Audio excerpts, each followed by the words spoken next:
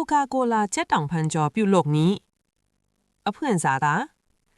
ကလေးတွေက Coca-Cola ချက်တောင်ဖန်ကျော်စားချင်တယ်ဆိုရင်လူအများစုပါချက်တောင်ဖန်နဲ့ Coca-Cola ကိုအော်တဲ့တန်းထည့်ပြီးချက်တက်ကြပါတယ်အဲ့ဒါကနီလန်အမားကြီးပါပဲ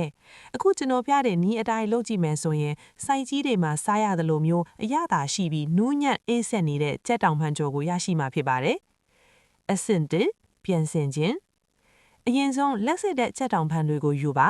အရသာထဲထဲထိစိတ်ဝင်သွားအောင်တွားချထိုးတံလေးမဲ့ချက်တောင်ဖန်တွေကိုအပေါက်လေးတွေလိုက်ဖောက်ပေးပါအဆင့်2စေးကြောတန့်စင်ခြင်းချက်တောင်ဖန်တွေကိုဇလုံးတစ်ခုတည်းထည့်ပြီးစာတစုံမုတ်ဖုတ်ဆိုတာဘေကင်းဆိုတာတစုံထည့်ပါရေမြုပ်အောင်ထည့်ပြီး10မိနစ်လောက်စိမ်ထားပြီးပါဒီအဆင့်ကချက်တောင်ဖန်ထဲကသွေးညော်နှံတွေကိုဖယ်ရှားပြီးပါပြီးရင်တော့ရေကြီးနဲ့အထက်ထက်ဆေးကြောပြီးတီရှူးနဲ့6အောင်ပြန်တုပ်ပေးပါအဆင့်3အရသာသွင်းခြင်းဆေးကြောပြီးသားချက်တောင်ဖန်ထဲကိုစာအသားဟင်းချက်ဝိုင်ငရုတ်ခေါင်းမုံနဲ့ပဲငမြာကြီးအကြည့်အနှဲငယ်စီထည့်ပါ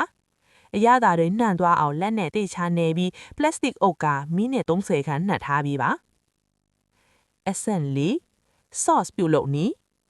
ဟင်းရရဲ့အသက်ဖြစ်တဲ့ sauce လုပ်ဖို့အတွက် Coca-Cola တစ်ဝက်330 ml ဘူးတစ်ဝက်ခန့်ပဲငမြာကြီးအကြည့်တစ်စုံခရူးစီတစ်စုံအယောင်တင်ဖို့ပဲငမြာကြီးအနောက်အနှဲငယ်